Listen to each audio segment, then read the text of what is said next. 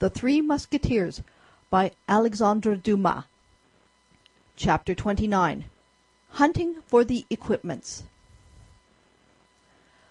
The most preoccupied of the four friends was certainly D'Artagnan, although he, in his quality of guardsman, would be much more easily equipped than Messieurs the Musketeers, who were all of high rank. But our Gascon cadet was, as may have been observed, of a provident and almost avaricious character, and with that explain the contradiction, so vain as almost to rival Porthos. To this preoccupation of his vanity, D'Artagnan at this moment joined an uneasiness much less selfish. Notwithstanding all his inquiries respecting Madame Bonacieux, he could obtain no intelligence of her. Monsieur de Tréville had spoken of her to the Queen. The Queen was ignorant where the mercer's young wife was, but had promised to have her sought for, but this promise was very vague and did not at all reassure D'Artagnan. Athos did not leave his chamber. He made up his mind not to take a single step to equip himself. "We have still 15 days before us," said he to his friends. "Well, if at the end of a fortnight I have found nothing, or rather if nothing has come to find me, as I, too good a Catholic to kill myself with a pistol bullet, I will seek a good quarrel with 4 of his Eminence's guards, or with 8 Englishmen, and I will fight until one of them has killed me, which, considering the number, cannot fail to happen. It will then be said of me that I died for the king, so that I shall have performed my duty without the expense of an outfit." Porthos continued to walk about with his hands behind him, tossing his head and repeating, "I shall follow up on my idea." Aramis, anxious and negligently dressed, said nothing. It may be seen by these disastrous details that desolation reigned in the community. The lackeys, on their part, like the coursers of Hippolytus, shared the sadness of their masters. Mousqueton collected a store of crusts. Bazin, who had always been inclined to devotion, never quit the churches. Planchet watched the flight of flies, and Grimaud, whom the general distress could not induce to break the silence imposed by his master, heaved sighs enough to soften the stones. The three friends, for, as we have said, Athos had sworn not to stir a foot to equip himself, went out early in the morning and returned late at night. They wandered about the streets, looking at the pavement as if to see whether the passengers had not left a purse behind them. They might have been supposed to be following tracks, so observant were they wherever they went. When they met, they looked desolately at one another, as much as to say, "Have you found anything?" However, as Porthos had first found an idea, and had thought of it earnestly afterward, he was the first to act. He was a man of execution, this worthy Porthos. D'Artagnan perceived him one day walking toward the church of St. Leu, and followed him instinctively. He entered, after having twisted his mustache and elongated his imperial, which always announced on his part the most triumphant resolutions. As D'Artagnan took some precautions to conceal himself, Porthos believed he had not been seen. D'Artagnan entered behind him. Porthos went and leaned against the side of a pillar. D'Artagnan, still unperceived, supported himself against the other side. There happened to be a sermon which made the church very full of people. Porthos took advantage of this circumstance to ogle the women. Thanks to the cares of Mousqueton, the exterior was far from announcing the distress of the interior. His hat was a little napless, his feather was a little faded, his gold lace was a little tarnished, his laces were a trifle frayed, but in the obscurity of the church these things were not seen, and Porthos was still the handsome Porthos. D'Artagnan observed, on the bench nearest to the pillar against which Porthos leaned, a sort of ripe beauty, rather yellow and rather dry, but erect and haughty under her black hood. The eyes of Porthos were furtively cast upon this lady, and then roved about at large over the nave.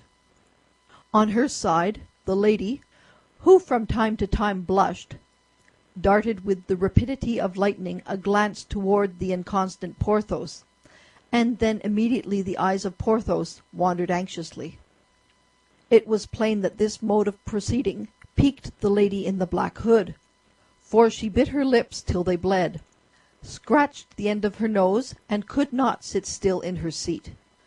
Porthos, seeing this, retwisted his mustache, elongated his imperial a second time, and began to make signals to a beautiful lady who was near the choir, and who not only was a beautiful lady, but still further, no doubt, a great lady, for she had behind her a negro boy who had brought the cushion on which she knelt, and a female servant who held the emblazoned bag, in which was placed the book from which she read the Mass. The lady with the black hood followed through all their wanderings the looks of Porthos, and perceived that they rested upon the lady with the velvet cushion, the little negro, and the maidservant. During this time Porthos played close. It was almost imperceptible motions of his eyes, fingers placed upon the lips, little assassinating smiles which really did assassinate the disdained beauty. Then she cried, "Ahem!"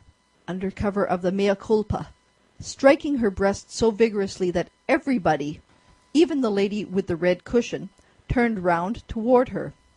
Porthos paid no attention. Nevertheless, he understood it all, but was deaf. The lady with the red cushion produced a great effect, for she was very handsome, upon the lady with the black hood, who saw in her a rival really to be dreaded. A great effect upon Porthos, who thought her much prettier than the lady with the black hood. A great effect upon D'Artagnan, who recognized in her the lady of Meung, of Calais, and of Dover, whom his persecutor, the man with the scar, had saluted by the name of Milady.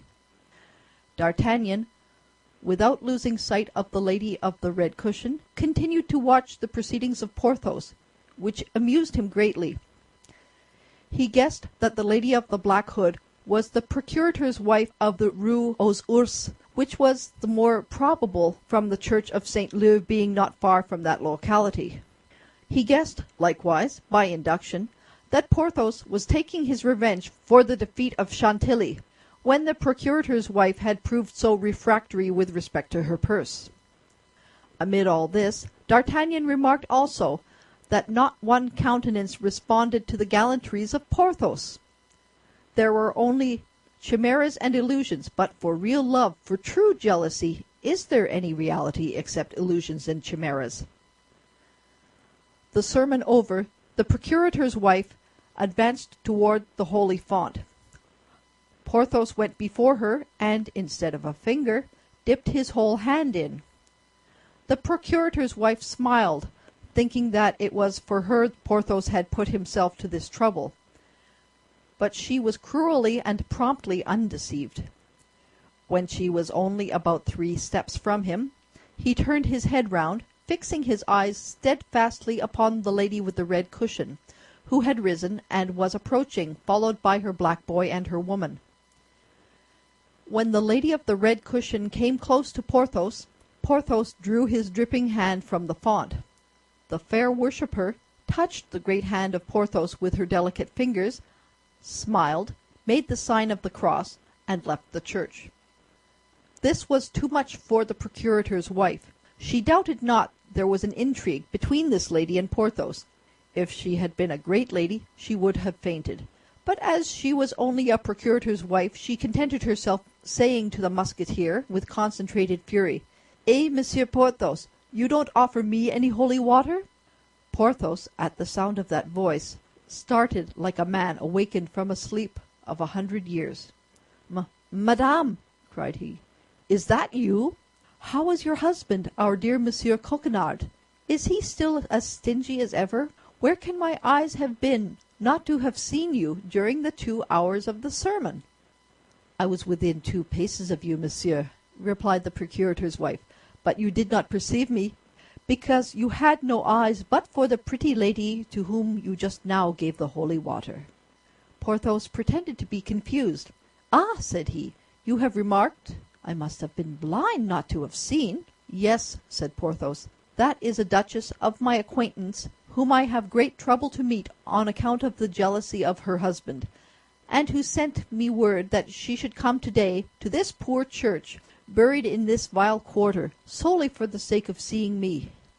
"Monsieur Porthos," said the procurator's wife, "will you have the kindness to offer me your arm for 5 minutes? I have something to say to you." "Certainly, madame," said Porthos, winking to himself, as a gambler does who laughs at the dupe he is about to pluck. At that moment D'Artagnan passed in pursuit of Milady. He cast a passing glance at Porthos and beheld this triumphant look. Eh," said he, reasoning to himself, according to the strangely easy morality of that gallant period, "there is one who will be equipped in good time." Porthos, yielding to the pressure of the arm of the procurator's wife, as a bark yields to the rudder, arrived at the cloister Saint Magloire, a little frequented passage enclosed with a turnstile at each end. In the daytime nobody was seen there but mendicants devouring their crusts, and children at play. "Ah, Monsieur Porthos!" cried the procurator's wife, when she was assured that no one who was a stranger to the population of the locality could either see or hear her. "Ah, Monsieur Porthos, you are a great conqueror, as it appears." "I, madame?" said Porthos, drawing himself up proudly. "How so?" "The signs just now, and the holy water." "But that must be a princess at least, that lady with her Negro boy and her maid." "My God, madame, you are deceived," said Porthos. "She is simply a duchess." "And that running footman who waited at the door?" "And that carriage with a coachman in grand livery who sat waiting on his seat." Porthos had seen neither the footman nor the carriage, but with the eye of a jealous woman, Madame Coquenard had seen everything. Porthos regretted that he had not at once made the lady of the red cushion a princess. "Ah, you are quite the pet of the ladies, Monsieur Porthos," resumed the procurator's wife with a sigh. "Well," responded Porthos, "you may imagine, with the physique with which nature has endowed me, I am not in want of good luck." "Good Lord, how quickly men forget!" cried the procurator's wife, raising her eyes toward heaven. "Less quickly than the women, it seems to me," replied Porthos. "For I, madame, I may say I was your victim. When wounded, dying, I was abandoned by the surgeons. I, the offspring of a noble family, who placed reliance upon your friendship, I was near dying of my wounds at first, and of hunger afterward, in a beggarly inn at Chantilly, without you ever deigning once to reply to the burning letters I addressed to you." "But, Monsieur Porthos," murmured the procurator's wife, who began to feel that, to judge by the conduct of the great ladies of the time, she was wrong. "I, who had sacrificed for you the Baronne de—" "I know it well. The Comtesse de—" "Monsieur Porthos, be generous." "You are right, madame, and I will not finish." "But it was my husband who would not hear of lending."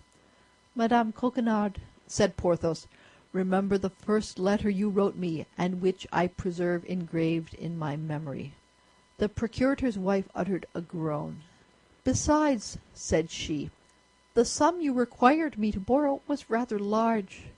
"Madame Coquenard, I gave you the preference. I had but to write to the duchess, but I won't repeat her name, for I am incapable of compromising a woman. But this I know, that I had but to write to her, and she would have sent me 1,500. The procurator's wife shed a tear. "Monsieur Porthos," said she, "I can assure you that you have severely punished me, and if in the time to come you should find yourself in a similar situation, you have but to apply to me." "Fie, madame, fie," said Porthos, as if disgusted. "Let us not talk about money, if you please. It is humiliating." "Then you no longer love me," said the procurator's wife, slowly and sadly. Porthos maintained a majestic silence. "And that is the only reply you make?" Alas, I understand. Think of the offence you have committed toward me, madame. It remains here, said Porthos, placing his hand on his heart and pressing it strongly. I will repair it. Indeed I will, my dear Porthos. Besides, what did I ask of you? Resumed Porthos, with a movement of the shoulders full of good fellowship. A loan, nothing more. After all, I am not an unreasonable man. I know you are not rich, Madame Coquenard, and that your husband is obliged to bleed his poor clients, to squeeze a few paltry crowns from them. Oh, if you were a duchess, a marchioness, or a countess, it would be quite a different thing. It would be unpardonable. The procurator's wife was piqued. Please to know, Monsieur Porthos, said she, that my strong box, the strong box of a procurator's wife, though it may be, is better filled than those of your affected minxes. That doubles the offence, said Porthos, disengaging his arm from that of the procurator's wife. For if you are rich, Madame Coquenard, then there is no excuse for your refusal. When I said rich, replied the procurator's wife, who saw that she had gone too far, you must not take the word literally. I am not precisely rich, though I am pretty well off. Hold, madame, said Porthos. Let us say no more upon the subject, I beg of you. You have misunderstood me. All sympathy is extinct between us. Ingrate that you are. Ah, I advise you to complain, said Porthos. Begone, then, to your beautiful duchess. I will detain you no longer, and she is not to be despised, in my opinion. Now, Monsieur Porthos, once more, and this is the last. Do you love me still? Ah, madame, said Porthos, in the most melancholy tone he could assume, when we are about to enter upon a campaign in which my presentiments tell me I shall be killed. Oh, don't talk of such things, cried the procurator's wife, bursting into tears. Something whispers me so, continued Porthos, becoming more and more melancholy. Rather say that you have a new love. Not so. I speak frankly to you. No object affects me, and I even feel here at the bottom of my heart something which speaks for you. But in 15 days, as you know, or as you do not know, this fatal campaign is to open. I shall be fearfully preoccupied with my outfit. Then I must make a journey to see my family in the lower part of Brittany, to obtain the sum necessary for my departure. Porthos observed a last struggle between love and avarice. And as, continued he, the duchess whom you saw at the church has estates near to those of my family, we mean to make the journey together. Journeys, you know, appear much shorter when we travel two in company. Have you no friends in Paris, then, Monsieur Porthos? Said the procurator's wife. I thought I had, said Porthos, resuming his melancholy air, but I have been taught my mistake. You have some, cried the procurator's wife, in a transport that surprised even herself. Come to our house tomorrow. You are the son of my aunt, consequently my cousin. You come from Noyon in Picardy. You have several lawsuits and no attorney. Can you recollect all that? Perfectly, madame. Come at dinner time. Very well. And be upon your guard before my husband, who is rather shrewd, notwithstanding his 76 years. 76 years? Peste, that's a fine age, replied Porthos.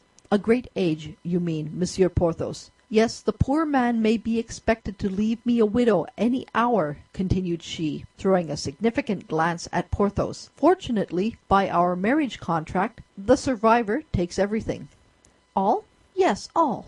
You are a woman of precaution, I see, my dear Madame Coquenard, said Porthos, squeezing the hand of the procurator's wife tenderly. We are then reconciled, dear Monsieur Porthos? Said she, simpering. For life, replied Porthos, in the same manner. Till we meet again, then, dear traitor. Till we meet again, my forgetful charmer. Tomorrow, my angel. Tomorrow, flame of my life. End of chapter 29.